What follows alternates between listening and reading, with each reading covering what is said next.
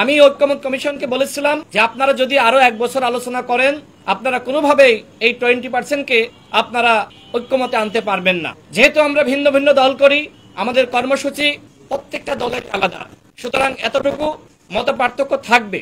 তবে সরকার বা ঐক্যমত কমিশন যে জায়গায় ভুল করেছে সেটি হলো, যখন এই কমিশনগুলো গঠিত হয়েছিল, এই কমিশনের পক্ষ থেকে আমাদের প্রত্যেকটা দলকে আহ্বান করা হয়েছিল আমরা যাতে আমাদের প্রস্তাবনা ঐক্যমত কমিশনের কাছে আমরা উত্থাপন করি। প্রত্যেকটা দল আমরা ঐক্যমত কমিশনের কাছে বা বিভিন্ন কমিশনের কাছে আমরা উত্থাপন করেছিলাম। সরকার যদি এই যে দলগুলোর মধ্যে কতটুকু মিল রয়েছে শুরু থেকে সংস্কার শুরু করত, তাহলে আজকে এই সংস্কার নিয়ে প্রশ্ন তৈরি হতো না। আমরা লক্ষ্য করছি নির্বাচনের সময় ঘনিয়ে এসেছে, কিন্তু এখনো পর্যন্ত আমরা দৃশ্যমান কোনো সংস্কার আমরা দেখছি না। আমরা লক্ষ্য করছি বরং এই প্রশাসনে, গোয়েন্দা সংস্থায়, বিভিন্ন বাহিনীতে, এমনকি উপদেষ্টা পরিষদে আওয়ামী লীগের প্রতি প্রেম রয়েছে, সেই মানুষগুলো আজকে এই সরকার পরিচালনা করছে। এইটা তো আসলে গণঅভ্যুত্থান পরবর্তী সরকারের কাছে আমাদের প্রত্যাশা ছিল না। আমরা আগেই বলেছিলাম যে ডিজিএফআই, যে এনএসআই, যে এসবি 14 সালে নির্বাচন করেছে, 18 সালে নির্বাচন করেছে, 24 সালে নির্বাচন করেছে, অবশ্যই এই গোয়েন্দা সংস্থাগুলোর সংস্কার করতে হবে।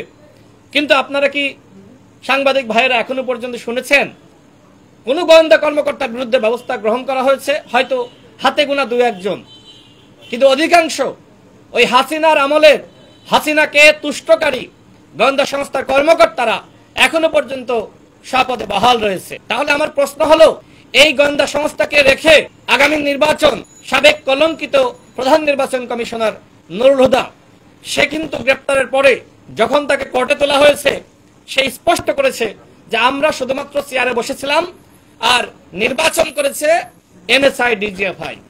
তো এই এনএসআই এবং ডিজিএফআই করা হয়, তাহলে কিসের ব্যবস্থার কোনো সংস্কার করছেন না?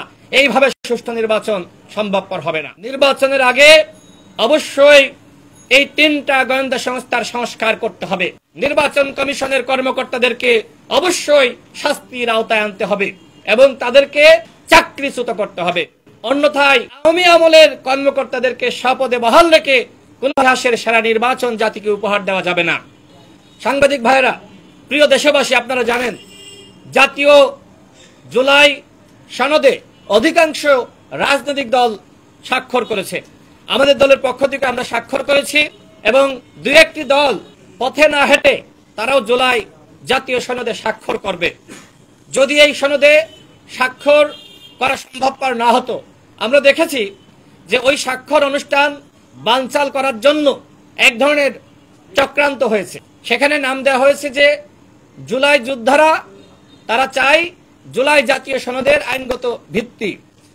আপনারা নিশ্চয়ই দেখেছেন যে ঐক্যমত কমিশনের স্পষ্টভাবে বক্তব্যে ক্লিয়ার করেছেন যে জুলাই যোদ্ধাদের যে দাবি, সেই দাবি আমরা মেনে নিয়েছি এবং জুলাই সনদের আইনগত ভিত্তি, সাংবিধানিক স্বীকৃতি, এই অঙ্গীকার নামায় অন্তর্ভুক্ত আগে থেকেই করা আছে।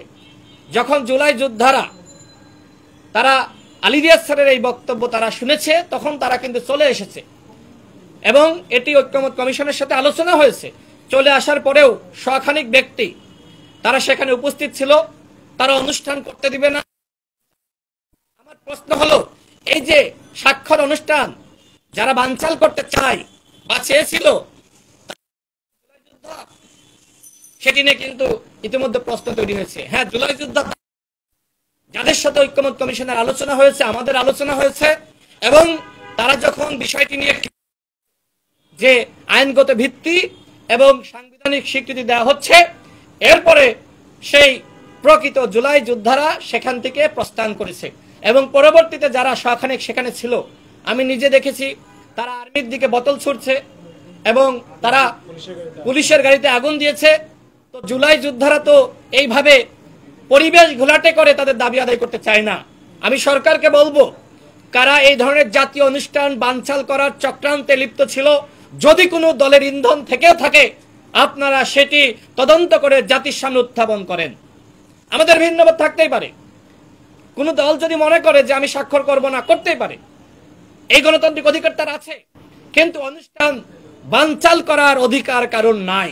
সুতরাং কারা এই স্বাক্ষর অনুষ্ঠান বানচাল করার জন্য এই ধরনের চক্রান্তে লিপ্ত হয়েছিল, অবশ্যই তদন্ত সাপেক্ষে সেই বিষয়গুলো জাতির সামনে হাজির করতে হবে।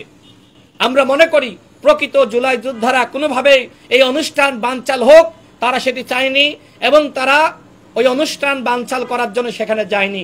বরং আমরা মনে করি একটি চক্র যারা মনে করে নির্বাচন বানচাল করা দরকার, তারা এই ধরনের বিভিন্ন জায়গায় মব সৃষ্টি করছে। আমাদের দল গণ অধিকার পরিষদ আমরা শুরু থেকে মবের বিরুদ্ধে। আমরা অন্য দলগুলোকেও আহ্বান জানাই, আসুন আমরা সবাই মিলে এই মবের বিরুদ্ধে অবস্থান নেই।